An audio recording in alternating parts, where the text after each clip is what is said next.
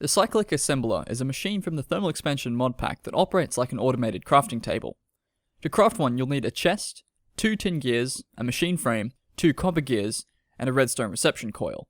Once you've crafted it, you'll also need to craft at least one schematic. Now, a schematic is pretty much a piece of paper that holds crafting instructions, which can be read by the Cyclic Assembler. The schematic itself is very simple to craft, only requiring 2 pieces of paper and a piece of lapis. As soon as you've crafted it, it'll say that it's blank because of course it doesn't have any instructions written to it just yet. So next, we're going to go over to the Cyclic Assembler and right click on it to bring up its interface. Here we'll see a bunch of controls, but the one we're looking for is the schematic button. This will take us to a little screen where we can specify the recipe we'd like to save to the schematic. In this example, I'm just going to make a piston. I'll place the ingredients in the window just like I'd do with a regular crafting bench, but in this case it'll simply record the items and doesn't actually consume them. So as you can see, I still have all the ingredients I started with. We can see that it has recognized that I want to craft the piston. There's a little green tick button here below. I can't press it just yet though. This is because I need to take the blank schematic that I just crafted and put it in this box up here. As soon as I do, the green tick will light up and then I can press it. As soon as I do that, the schematic screen will go blank, and the schematic I just crafted will not be blank anymore. It'll show up here with the recipe we just recorded.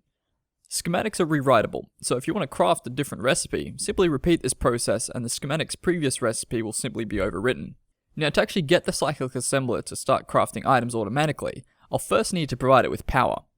You can bring in Redstone Flux from an energy cell via energy conduits if you wish, but for this example, I'm just going to place a flux capacitor in this box here, which will provide plenty of power for what we need. On its interface, this button will let you access the configuration screen. Here you'll be able to see all of the configurable faces. The front face has what looks like a window of some sort, and it'll appear in the middle. From there, the rest of the faces are positioned relative to that face. I'll change the colors to blue as I go, just so you can see.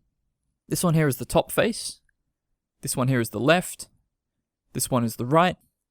This is the bottom one, and of course this is the face on the back. If a face is set to the blue color, it means that items and liquids can enter the Cyclic Assembler through it. You can connect thermal expansion item ducts and fluid ducts, as well as buildcraft fluid pipes and transport pipes. Faces set to the orange color allow items to exit the Cyclic Assembler. When items come into it, they'll be stored in its available inventory spaces here. You can manually place items in here if you want, or you can bring them in automatically with the transport pipes or of course the item ducts. Liquids will appear here in this box, and this storage tank holds liquids for recipes that require liquids. It's not used for cooling or anything like that. So just to quickly show you how items can be crafted, I'll make sure we have the piston schematic in place, and I'll manually place the required items in the inventory. And as we can see, it's crafted the piston.